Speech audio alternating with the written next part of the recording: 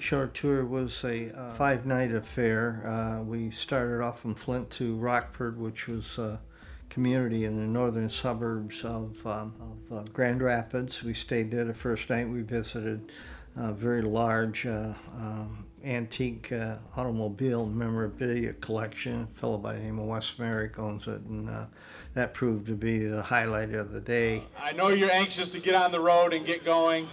Again, for those of you I haven't had the chance to meet personally, my name is Dane Walling. I'm mayor of the city of Flint.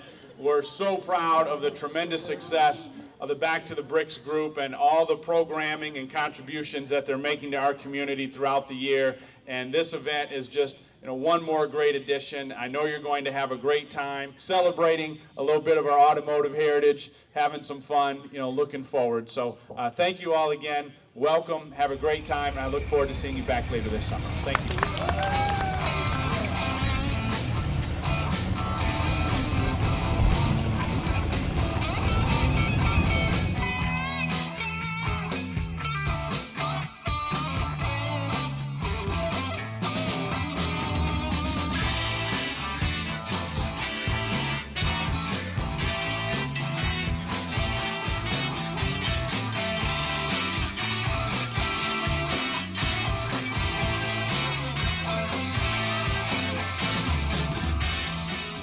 From the first time I got old enough to know what a car was, why I went nuts over it. Hi, my name is Wes Myrick. Why I started collecting, I guess I liked old cars, and the first one I bought was a 1936 Graham. I think people have been coming here. Well, PM Magazine did a thing here. In the 80s? Probably. I have a lot of these beaded signs that they used years ago. Maybe someday I'll figure out something, but where do I put it anyway, huh? Too much stuff. Oh, I enjoy it a lot. I enjoy just having the stuff, and then I enjoy sharing it. You just don't know where it's all going to go. And you didn't start it out to be a collection either. You just started it because you loved it. So you just bought one and you'd hide it in the barn so Mom couldn't see it. You grabbed one little bit. From Rockford, we went to the village of Hart, and we participated in their asparagus festival. They had us parked in their Pioneer Village, and they had requested us to come back from a previous visit 2 years prior to that. And Hart was popular 2 years ago, and it was again this year.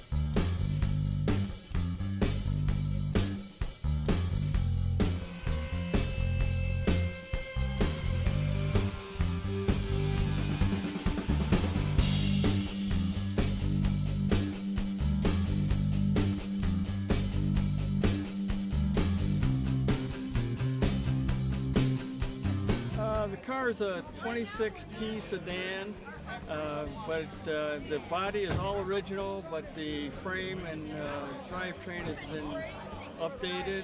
Has a Jaguar rear end, hand-built suspension in the front, operated by torsion bars. It has a 350 Chevy engine, 350 trans. This car won the Riddler Award in 1977, which is the most prestigious award that a street rod can win. But I always built motorcycles, and with the motorcycles I built three-wheelers and two-wheelers. In fact, one of my two-wheelers I sold to Bob Seger, and I was always beating the cars for awards. So the car guy used to come up to me and says, "Well, why don't you build a car?" So then on that dare, I said, "Next year I'll build a car." The guy I went to high school with painted it. He used to pinstripe cars out in the parking lot at lunchtime. And he got into painting motorcycles, and then one day I said to him, well, what do you feel about painting cars? I don't know if I want to paint a car. I said, well, it's just a big motorcycle, let's do it. He said, okay, let's do it.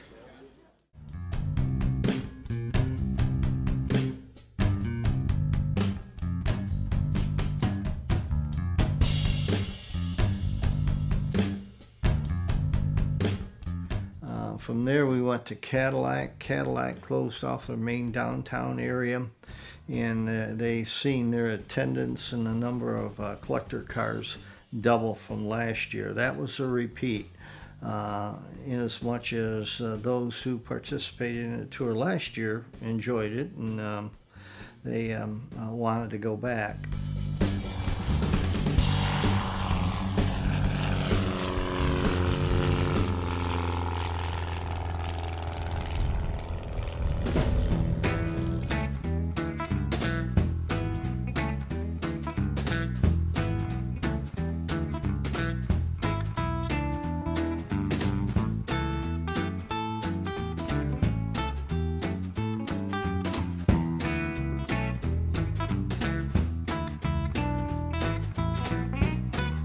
Each year it gets bigger, more fun, more people get involved, and a lot more younger people are starting to get involved, which is good, because us old folks, we have to get rid of the cars eventually.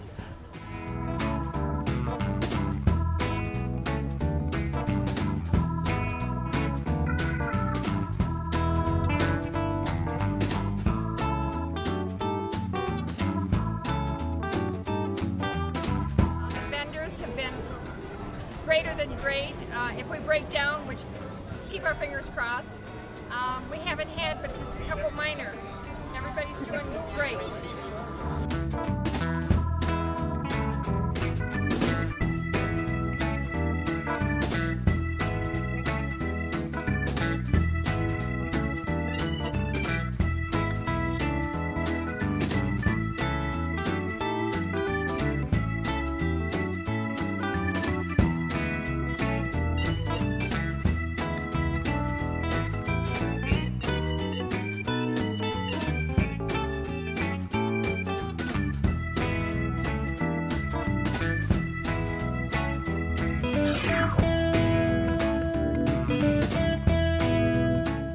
We really appreciate you guys coming out, and have a great evening. And we really want to thank Mother Nature for everything that they've done for us today. And we really want to, and we also want to, thank the Back to the Bricks committee, the Back to the Bricks promotional tour participants. They've always, for the last 2 years, you guys have helped us put on a great show, and we're just so excited to be able to have 240 cars here today. So hopefully next year we'll be able to work something else out. And we plan on having another car show here next year as well.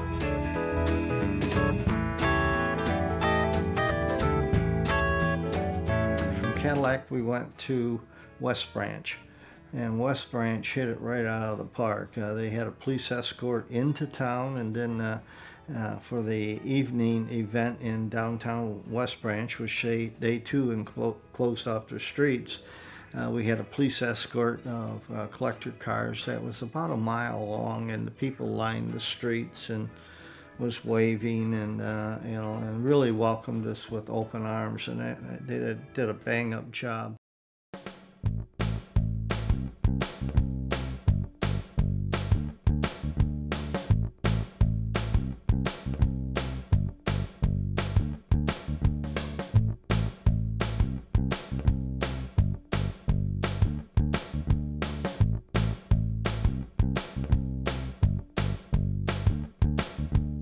Got into town in West Branch, and we had an issue with a power steering pump.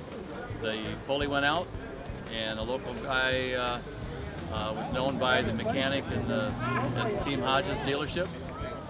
He got a part for us, sandblasted it, painted it, brought it up, and helped change it, and got us back in the road within a couple hours.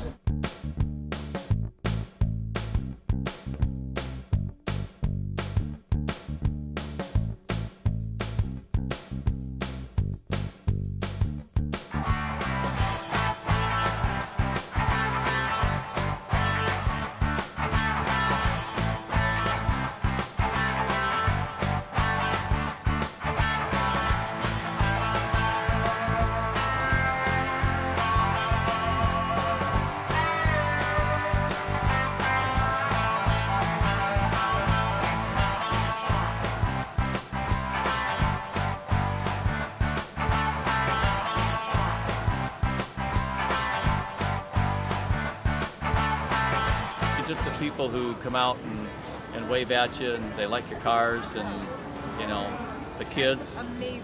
It's pretty special. Yes, I'm going up to the country. Thank you. I'm paying my mailbox blue. I'm going up to the country. I'm gonna paint my mailbox blue.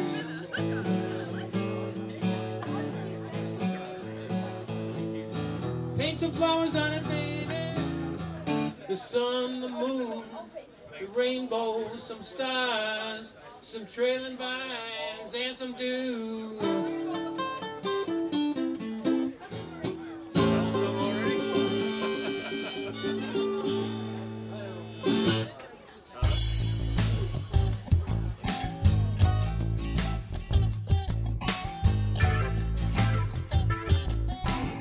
From West Branch, we went to Oscoda. Oscoda, the city of Oscoda, one of the business entrepreneurs up there provided 75 free rooms, which pretty much guaranteed they were going to have a successful evening. And they had music and a lot of car display, food, you name it. And that went over extremely well. It's a 1957 Chevrolet Bel Air sports coupe. And the car was basically a garage find in Flint. Had been sitting there for 10 years, completely all apart. And my good fortune was that the guy that restored it for me found it for me as well. And 3 years later, this is what we ended up with.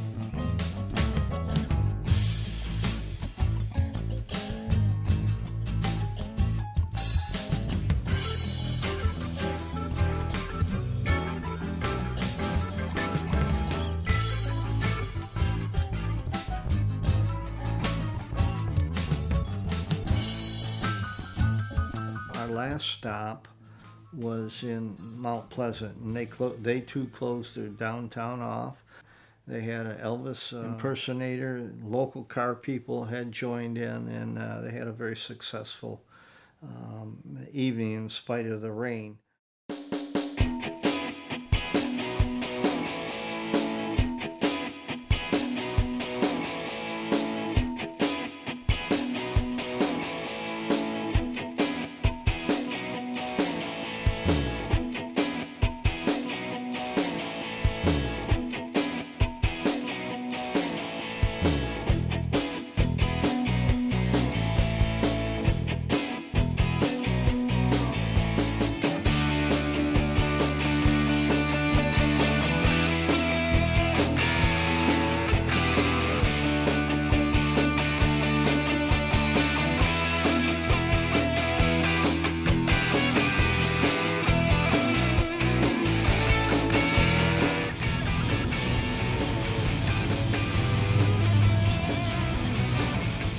Satisfaction of knowing that our efforts do pay off, because people do come. Our event is to recognize our local automotive heritage, which is second to none. It's a 1969 Volkswagen convertible. So he found this piece of junk out in a field and paid $100 for it and had it finished in 1980. I'm here with Joe, the owner of John's Pizzeria in Davison. It has been a very exciting day. Tell me a little bit about today and your first year hosting. Well, Al Hatch decided this year to do a welcome back for all the people on the tour, and he chose my restaurant to be part of it. Pretty excited about it. Everybody came. We had close to 100 people here, and they had a lot of pizza salad and had a really nice time. It's my pleasure to have them.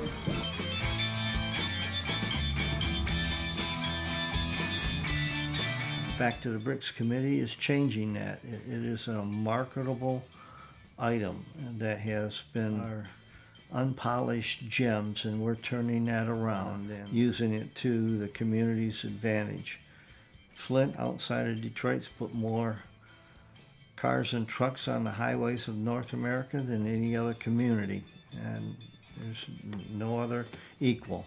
And I, quite frankly, think that's something the community should be proud of. And I want to stress, I didn't retire from General Motors, but it's something that we can use our history to our economic advantage, and that's what the Back to the Bricks is trying to do.